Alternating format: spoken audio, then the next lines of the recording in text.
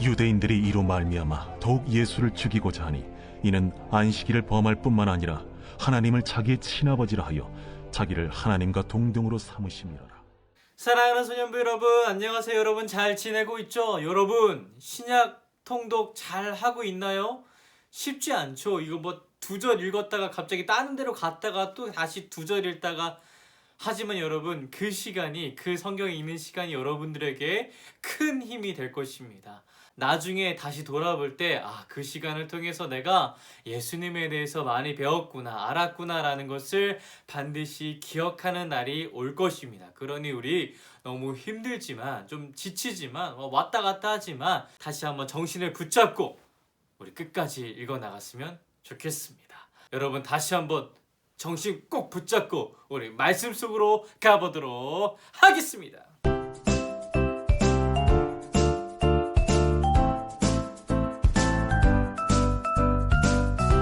오늘 말씀을 읽어보니까 이 유대인들이 아주 잔뜩 뿔이 났어요. 그리고 이 뿔은 예수님께로 향하고 있습니다. 예수님에게 무슨 일이 있었을까요? 왜 유대인들은 예수님을 죽이려고 작정했을까요? 이 일은 예수님께서 두 번째 유월절에 있으셨던 사건입니다. 예루살렘에는 베데스다라는 연못이 하나 있습니다. 그 못에 대한 속설이 하나 있는데요. 바로 천사들이 가끔 이 베데스다라는 못에 내려와 물을 움직이게 하는데, 그 움직인 후에 먼저 들어간 사람은 어떤 병에 걸렸든지 낫게 된다라는 속설이 있습니다. 그래서 그곳에는, 그 주위에는 많은 병자가 있었고 그 중에 38년 동안 병을 앓고 있는 사람이 있었습니다. 예수님께서는 이 사람이 오랫동안 병을 앓고 있음을 아시고 그를 치료해 주셨습니다.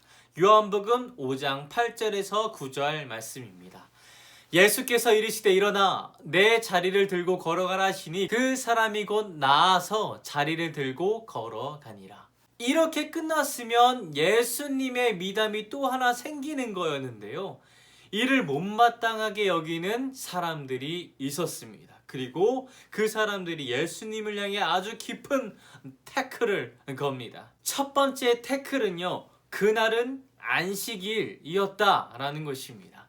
안식일은요, 일을 중지하다, 행동을 멈추다, 휴식하다라는 의미를 지니고 있습니다. 이는 태초에 하나님이 6일 동안 천지를 창조하시고 제7일째에는 창조 사역을 멈추고 쉬심으로써 창조 사역을 완성하셨습니다. 그래서 인간도, 우리들도 이처럼 하나님의 뜻을 쫓아 그 모든 일을 멈추고 그날을 구별하고 거룩하게 지키며 안식해야 한다라는 인식이 있었습니다. 이게 그들에게 있어서는 전통이었습니다. 그래서 그들은 법적으로 안식일에 해서는 안 될 것을 정해 놓았습니다. 그 안식일 중 해서는 안 될 행동 중에 하나가 바로 운반하는 것은 안 된다입니다. 그런데 여러분, 아까 우리가 읽었던 것처럼 38년 된 병자가 한 행동이 뭐냐면 곧 나와서 자리를 들고 걸어갔다. 자리를 들고 걸어갔다. 이게 뭡니까? 자리를 들고 걸어갔다는 것이 곧 운반했다라는 말과 동일하지 않습니까? 그러자 이 유대인들이 그 병자였던 사람에게 묻습니다. 야! 너 안식일에 운반하는 게 가능하냐? 그러자 이 병자가 아니 그게 아니라요. 저를 낳게 하셨던 분이 이렇게 하라고 하셨습니다. 에? 아니 그 인간이 누구야? 누군데 안식일에 일을 하라고 그래? 하지만 여러분 그때 그 병자는 누가 자신을 고쳤는지 몰랐습니다. 그리고 그때는 이미 예수님께서 자리를 떠난 상황이었습니다. 이후에 그 병자는 예수님을 다시 만납니다. 예수님께서는 그 병자를 알아보시고 이렇게 말씀하셨습니다. 요한복음 5장 14절의 말씀입니다. 그 후에 예수께서 성전에서 그 사람을 만나 이르시되 보라 내가 나았으니 더 심한 것이 생기지 않게 다시는 죄를 범하지 말라 하시니. 이 병자였던 이 사람은 예수님이 자신을 치유해 주신 것을 알고 유대인들에게 이 사실을 알립니다. 이를 시작으로 유대인들은 예수님을 박해합니다. 이에 예수님은 이 유대인들에게 이렇게 말씀하십니다. 요한복음 5장 17절 말씀입니다. 예수께서 그들에게 이르시되 내 아버지께서 이제까지 일하시니 나도 일한다 하시매. 이 말을 듣고 유대인들이 더 큰 뿔이 나기 시작했습니다. 이유는 이렇습니다. 나도 일한다 해서 이 나도는요 원문에서 카고로 쓰였습니다. 카고는 역시라는 뜻을 가진 카이와 1인칭 단수 대명사인 에고의 합성어인데 여기서는 남들과 같이 나도라는 의미입니다. 즉 하나님께서 하신 그 일 동일하게 역시 나도 한다, 하고 있다 라고 말씀을 하신 건데요. 하나님께서 무슨 일을 하셨냐면요. 생명을 주신 일을 하셨습니다. 그리고 예수님께서 며칠 전에 하셨던 그 38년 동안 병을 앓고 있는 그 사람에게 하셨던 행동도 동일하게 생명을 주는 일이지 않습니까? 즉, 이 안에 아버지께서 일하신다, 그러니 나도 일한다라는 이 말에 내포된 의미는요. 하나님이 나고 내가 하나님이다 라는 것입니다. 그러니 유대인들이 예수님께서 안식일을 범한 것과 자기를 하나님과 동등으로 삼았다는 이 사실에 화가 나서 예수님을 죽이려 했던 것이죠. 자, 여러분, 어떤 무리들이 우리의 생명을 위협한다면 우리는 자연스럽게 주눅이 들기도 하고요. 우리가 갖고 있던 신념, 생각, 이 모든 것들을 다 부정하고 버릴 수도 있습니다. 여러분, 갈릴레오 갈릴레이라는 사람을 알고 있습니까? 이 과학자는요, 지동설을 주장했던 사람입니다. 그런데 이 지동설을 주장하는 그 시대가 어떤 시대냐면 바로 천동설을 주장했던, 아니 그것이 일반화되어 있던 시대였습니다. 천동설은 뭐고 지동설은 뭐냐고요? 천동설은 지구가 중심이고 그 다른 것들이 움직인다. 반면에 지동설은 지구도 돈다. 태양을 중심으로 지구도 돌고 있다. 지금 어떤 게 사실로 알고 있죠? 우리는 지동설로 알고 있습니다. 태양을 중심으로 지구가 돌아가고 있다. 하지만 그때 당시에는 지구를 중심으로 다른 것들이 돌아가고 있다라는 것이 일반화였습니다. 갈릴레오 갈릴레이가 이 지동설을 발견하고 지동설이 진짜입니다 라고 말을 했는데 이 사람들이 화가 나기 시작하는 거죠. 그게 무슨 말이냐? 그럴 수 있느냐? 그리고 갈릴레오 갈릴레이는 재판을 받습니다. 지동설을 더 주장한다면 이 갈릴레오 갈릴레이는 죽을 수도 있는 상황이었습니다.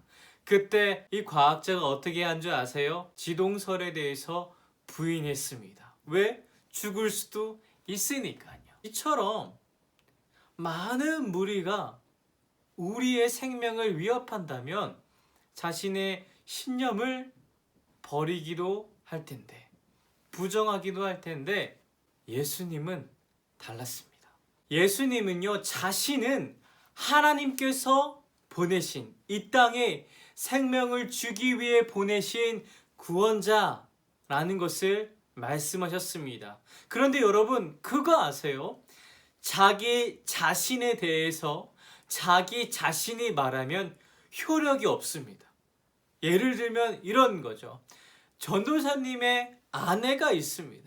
그리고 전도사님이 이렇게 얘기를 하는 거예요. 여러분, 저는요, 아내의 손에 물 한 방울 안 묻히면서 아내를 사랑하고 아내를 섬기고 아내를 위해 모든 설거지와 모든 빨래와 빨래 개는 것과 넣는 것과 이 집안일을 다 제가 하고 있습니다. 전도사님이 말하면 효력이 있겠습니까? 이거 뭐 믿을 수 있겠습니까? 만약에 믿는 친구들이 있다면 고마워요. 전도사님 굉장히 좋게 봐주고 있다는 거잖아요. 그죠? 그런데 만약 이 똑같은 사실을 전도사님의 아내가 말한다면 어땠을까요? 우리 남편은 제 손에 물 닿는 게 싫다고 설거지도 남편이 하고 빨래도 남편이 하고 모든 집안일 청소일은 다 남편이 하고 있어요 라고 전도사님의 아내가 말했다면 조금 더 신뢰성이 있지 않겠습니까? 같이 하고 있어요, 여러분. 이처럼 예수님이 이 땅 가운데 내려오신 구원자라는 것이 사실이지만 사람들에게 그것이 납득이 되지 않았어요. 그래서 이 사람들이 납득이 되게끔 예수님께서는 예수님을 믿을 수 있게 하는 그 증언들을 모읍니다. 첫 번째가 세례 요한이었습니다. 많은 무리가 따랐던 그 세례 요한이 진리를 말하지 않았느냐? 그 진리가 바로 나에 대해 말하고 있지 않느냐? 첫 번째였고요. 두 번째가 내가 했던 일들을 봐라. 며칠 전에 38년 된 병자를 고쳐준 일이 있는데 상식적으로 이게 가능하냐? 이는 하나님이 아니면 할 수 없는 일이다. 자, 세 번째, 너희들이 그렇게 열심히 공부하고 있던 구약 성경을 봐라. 그 구약 성경이 나에 대해 말하고 있지 않느냐? 네, 여러분, 그렇습니다. 이 증언들이 세례 요한과 예수님께서 하셨던 그 일들과 구약 성경에서 하는 이 모든 일들이 예수님에 대해서 말하고 있습니다. 예수님이 우리의 왕 되심을 말하고 있습니다.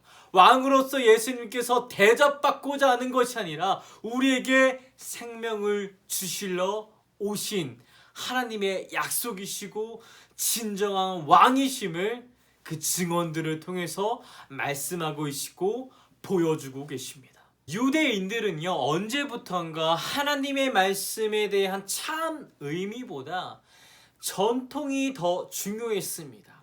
안식일에 일을 안 하는 것이 더 중요했습니다.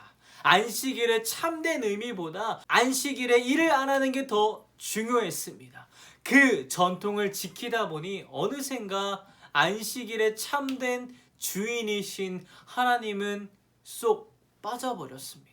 우리에게도 이런 인식이 있습니다. 일요일은 교회 가는 날, 일요일은 예배 드리는 날. 맞습니다. 여러분, 맞아요. 우리는 일요일을 주의 날, 주일이라고 부르면서 예배합니다. 하지만 우리는 이 인식을 넘어서야 합니다. 우리는 주일에만 하나님의 자녀가 아닙니다. 우리는요, 주일에만 하나님의 말씀을 읽고 듣는 것이 아닙니다. 우리는 날마다 하나님께서 하신 일, 예수님께서 하신 일, 생명을 주는 일을 해야 합니다. 여러분들 보고 의사가 되십시오 라고 말하는 것이 아닙니다. 우리에게 있어서 남들에게, 이웃에게 생명을 주는 일은 바로 예수님을 전하는 것입니다. 복음을 전하는 것입니다. 그러기 위해서는 먼저 우리가 예수님이 누구인지 알아야 하지 않겠습니까? 그래서 우리 소년부가 지난주부터 신약 성경을 읽고 있는 것입니다. 네, 여러분 잘 알고 있어요. 여러분 잘 알고 있어요. 뭐를요? 매일매일 성경을 읽는다는 거 쉽지 않다는 거 전도사님이 잘 알고 있어요. 어른들도 많이 어려워하세요. 하지만 여러분, 하나님이 없는 인생은 아무런 의미가 없습니다. 왜냐하면 오직 하나님께만 생명이 있기 때문입니다. 사람이 생명이 없으면 최신 휴대폰이 무슨 소용이 있겠어요? 우리가 생명이 없으면 넓은 집이 무슨 소용이 있겠습니까? 우리에게 생명이 없으면 좋은 차와 많은 돈이 무슨 소용이 있겠습니까? 우리 성경을 통해 날마다 하나님을 만납시다. 우리 신약 성경 통독 시간을 통해 이 성경이라는 책에 기록된 하나님을 삶으로, 경험으로 만납시다. 여러분, 하나님은 어른들만 만나주시는 분이 아니십니다. 하나님은 하나님을 찾는 모든 이들을 만나주시고 그 사람들이 하나님을 찾기를 기다리고 계십니다. 그 은혜 우리에게 있습니다. 그 은혜 하나님께서 우리에게 주시려고 준비하고 계십니다. 그 은혜 우리 마음껏 누리는 소년부가 되기를 전도사님이 아주 간절히 기도하고 응원합니다.